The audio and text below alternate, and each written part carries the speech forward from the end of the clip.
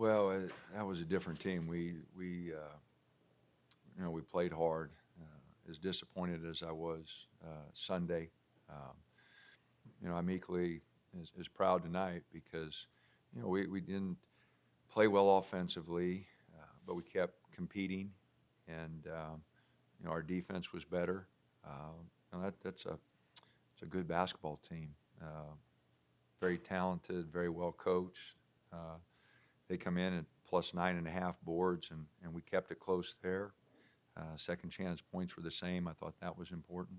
Uh, but no, like I said, even though we didn't play well offensively and we had some bad possessions, we kept fighting, and the guys found a way. So I thought they did a great job and got each other ready, and you know played a lot harder, played a lot better. What about kind of the setup and the execution on Tyler's three there to get the 6 points in the corner? Yeah, it's we kind of pick and send guys to the corner. There was 4 seconds on the shot clock, and the first look is ball side, the second look is the back side, and I believe Elgin set a really good pick. Tyler set him up, acted like he was coming to ball side, and Elgin got a really good pick.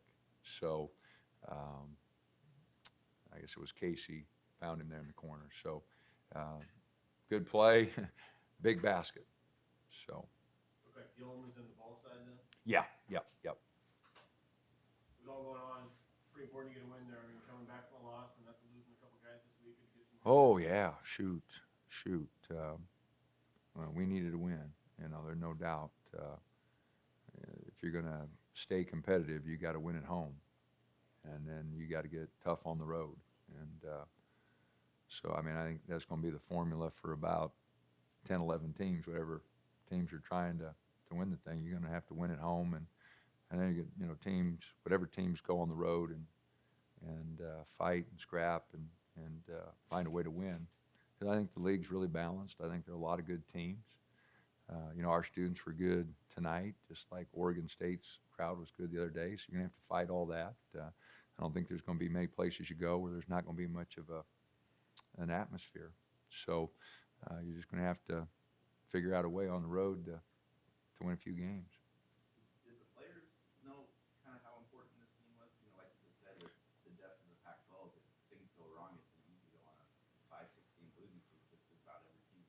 Yeah, yeah. I wouldn't make a guess on what they're thinking. I try to figure them out, but I got no idea. We didn't emphasize it. We talk about every game being one of 18. I mean, each one's is much important. But you bring up a great point. Our next road swing is Utah, Colorado, maybe the toughest, one of the toughest. I mean, I'm not sure there is an easy swing this year.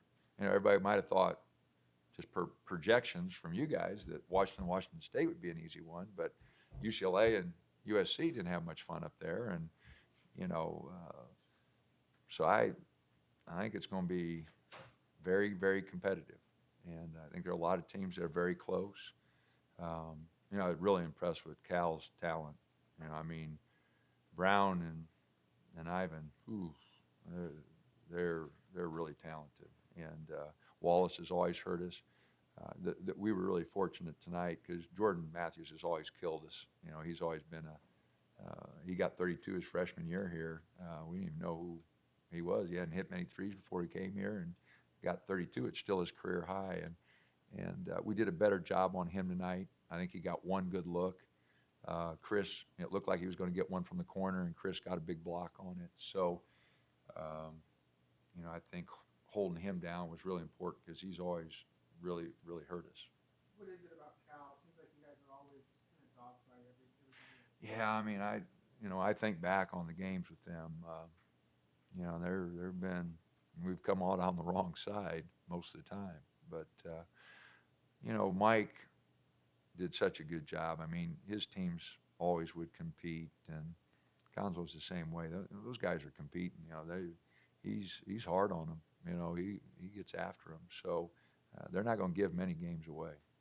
You mentioned kind of struggling on offense. Seemed like Chris came through with some rebounds that he turned into points and some loose balls to kind of scrap it. No, I thought Chris played really good, and I got on him about his threes in the first half because he can hit that top of the key, but he doesn't take it much. I mean, we don't run anything for him. We set him in the corners. You know, he's a good shooter from the corners, but he wanted to prove to me that he could hit that one from the top, you know, and so we nixed that for the second half, but he got a good look down there in the corner. He hit a big shot there, but you're right, his activity, he had 3 offensive rebounds. I think he might have scored on all 3 putbacks. I'm not sure, but you know, I thought his activity, you know, I mean, when he's getting after shots, and he just, you know, he's a presence in there, you know, and he had a good ball game. He had a good ball game. Coach, like a really good defensive performance. Can you talk about the defensive strategy in general? Is it like the matchup zone, or a lot of? Well, we were playing the matchup, and man, we were switching back and forth. You know, I thought our activity was really good.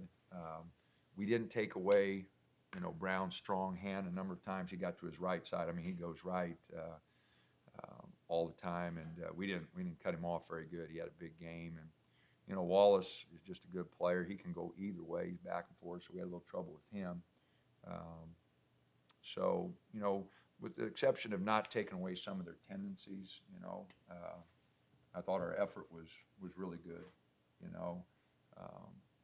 And we made a lot of things hard on them, you know, and the other thing is we caused 18 turnovers. You know, our activity was so much, you know, we didn't create any turnovers for Oregon State. Now, part of that is they're a good ball handling team, but our activity wasn't very good. I thought our activity, you know, was really good. Hands were moving. You know, we got to use our quickness and our length because we're not a big team. They're a big team, but we're not. So, you know, it's important that we use our quickness and be scrappy.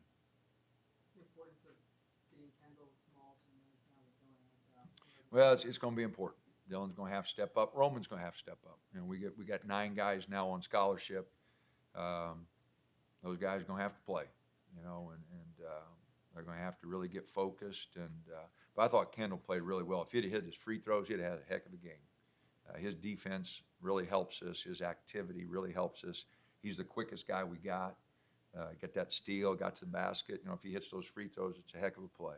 So, and he's going.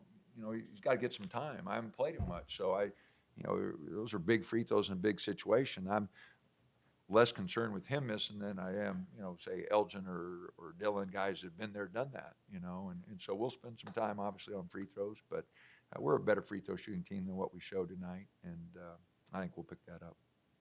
Like with Dylan, I mean, you thought you get him, then you get him for 21 minutes, and then he's gone. It's sort of tough for you and tough for this team to know he's not going to be there. No, it's tough for Dylan. You know, I really feel bad for him. He's unbelievable young man. I've been fortunate enough to do this for 36 years. You know, I love the kid.